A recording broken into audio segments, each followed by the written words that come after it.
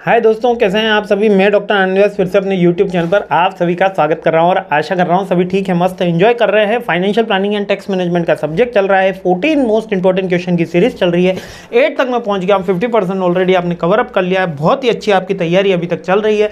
देखते हैं 8 क्वेश्चन जी, काफ़ी मोस्ट रिपीटेटिव क्वेश्चन में से एक रहा है ये क्वेश्चन को पहले अच्छे से समझ लेना है ना, उसके बाद अपन आगे बात करेंगे। क्वेश्चन कह रहा है इनकम टैक्स के अथॉरिटीज बताइए, उनका अपॉइंटमेंट बताइए, ज्यूरिडिक्शन यानी कि न्यायपालिका के बारे में बताइए, उनकी पावर एंड ड्यूटीज बताइए। तो बेसिकली ये क्वेश्चन टैक्स अथॉरिटीज़ के बारे में भी आ जाता है, या कि पूरा इनकम टैक्स अथॉरिटी नहीं आया, केवल टैक्स अथॉरिटीज़ के ज्यूरिडिक्शन, फंक्शंस, पावर है ना ये और इनका अपॉइंटमेंट पूछ लिया गया।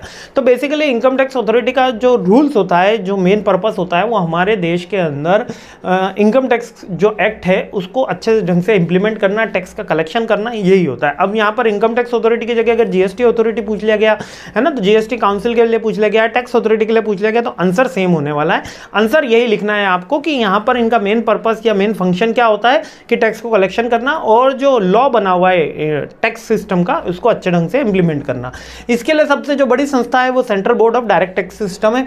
जो डायरेक्ट टैक्स है वो इनकम टैक्स को गवर्न करती है, इसलिए central board of direct tax है। इसको कौन बनाता है? इसको सबसे पहले जो central board of direct tax है, इसका जो चेयरमैन होता है, इसको तो डायरेक्ट प्रेसिडेंट नियुक्त करता है। और ये हमारा एक रेवेन्यू बोर्ड एक्ट बना हुआ है 1963, उसके द्वारा होता है। ये गवर्नमेंट ऑफ इंडिया अपॉइंट करती है। Government of India central board of direct tax के चेयरमैन को अपॉइंट करेगी और इसके जो सब सिस्टम है वो प्रेसिडेंट यूपीएससी क्लियर करके इनकम टैक्स ऑफिसर्स बनते हैं, है ना। अब यहाँ पर ज्यूरिडिक्शन इसका क्या है? इसका एक अलग से न्यायपालिका होती है जहाँ पर आप अपने केस सबमिट कर सकते हो। मतलब income tax department, ED department, ये यहाँ पर केस सबमिट करता है। ईडी के लिए अलग वैसे तो ज्यूरिडिक्शन है, लेकिन बेसिकली इनकम टैक्स डिपार्टमेंट की जब रेट होती है तो वो यहाँ पर टैक्स फाइल करता है, मतलब अपना केस जो फाइल करता है। इनका बेसिकली पावर क्या होती है? पावर ये होती है पूरे सेंट्रल गवर्नमेंट के अधीन होते हैं ये, और जो गाइडलाइंस इनको दी हुई है उसको प्रॉपर्ली इंप्लीमेंट करना, वही इनकी पावर होती है, वही इनके फंक्शंस होते हैं। अब इनकम टैक्स डिपार्टमेंट, ये वही बोला, सिविल सर्विसेज एग्जामिनेशन यूपीएससी के थ्रू इनका अपॉइंटमेंट होता है। ज्यूरिडिक्शन इन दोनों का सेम है क्योंकि सेम फंक्शन के सेम डिपार्टमेंट में वर्क करते हैं। इनके भी पावर्स जो इनको एक्ट के द्वारा प्रिस्क्राइब्ड है। अब हम यहाँ पर पावर्स की अपन विवेचना नहीं कर सकते, एक्सप्लेन नहीं कर सकते कि इनको ये पावर है कि ये किसी के घर पे छापा कर सके, इनके घर पे किसी के घर पे तलाशी ले सके, तो ऐसे अपन नहीं कर सकते एग्जाम के परसेप्शन से। क्यों? क्योंकि अपना लॉ का पेपर नहीं है, अपना पेपर जो है वो फाइनेंशियल प्लानिंग का है ना, फाइनेंशियल प्लानिंग एंड टैक्स का है। तो यहाँ पर अपन को थोड़ा मोटा मोटा ऊपर से ही समझना है और ऊपर से ही लिखना है। The income tax department responsible for the assessment, collection and the administration of income tax. बस सिंपल सी बात है, असेसमेंट करना यानी गणना करना, कलेक्शन करना और इसको एडमिनिस्ट्रेशन करने के लिए। इसी तरीके से सेंट्रल बोर्ड का भी सेम वर्क है।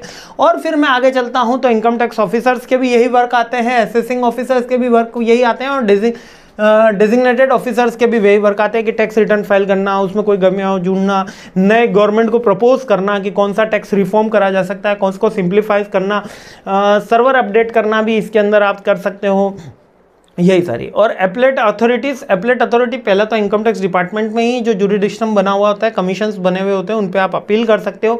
जैसे कि अभी कहीं पे अगर मान लेते हैं कहीं पे घर पे छापा पड़ा और 200 करोड़ रुपए निकले, आप सबको पता है कहाँ निकले थे, अभी कुछ समय पहले आया था क्यों न्यूज़ में। तो वो डायरेक्टली ऐसा नहीं होगा कि वो पैसा गबन हो गया, वो पैसा गवर्नमेंट ने रख लिया। उसके पास एक अपील करने की एक चांस होता है। वो अपील करके बताए कि 200 करोड़ में से मेरी जो डिस्क्लोज्ड इनकम है वो इतनी है। अगर वो उसका सही से डिस्क्लोजर नहीं दे पाता, वो नहीं बता पाता कि ये इनकम कहां से, तब वो जाके जब्त होती है। तो एक और नेक्स्ट आता है सेटलमेंट कमीशन। ये अभी थोड़ा सा अरुण जेटली साहब के बाद में इसका काफी एक्ट शुरू हुआ, इनकम टैक्स सेटलमेंट सिस्टम। अब ये सेटलमेंट कमीशन क्या कहता है कि अरुण जेटली साहब ने तो कहा था कि आप बताइए आपके पास कितना काला धन है, 50% उसमें इनकम टैक्स दीजिए, 50% हम आप वाइट कर लेंगे। यानी कि आप अगर बोलते हैं कि 200 करोड़ रुपए मेरे पास काले धन के हैं, तो अरुण जेटली साहब ने खुल्लम कहा था कि आप आ जाइए, मुख्य धारा में जुड़िए, हम आपके ऊपर कोई भी केस नहीं लगाएंगे, आप तो 100 करोड़ रुपए गवर्नमेंट को सबमिट कर दीजिए, 100 करोड़ रुपए आपके हो गए।